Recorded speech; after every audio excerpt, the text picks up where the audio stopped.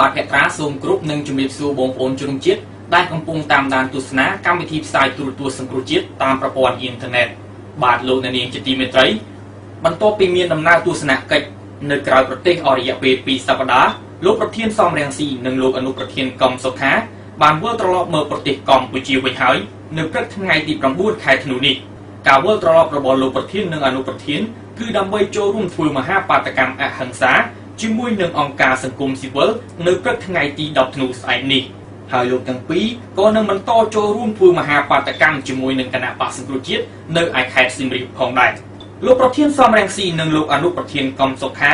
បានមានប្រសាសន៍ថាប្រជាពលរដ្ឋខ្មែរនៅឯក្រៅប្រទេសគឺមិនខុសពីប្រជាពលរដ្ឋខ្មែរនៅក្នុងប្រទេសនោះឡើយគឺពួកគេចង់ឲ្យមានការផ្លាស់ប្ដូរមួយនៅក្នុងប្រទេសកម្ពុជាលោកទាំងពីរក៏បានលើកឡើងទៀតថាចំពោះកម្លាំងសហគមន៍អន្តរជាតិគឺកំពុងតែជំរុញឲ្យមានដំណោះស្រាយនយោបាយមួយនៅក្នុងប្រទេសកម្ពុជា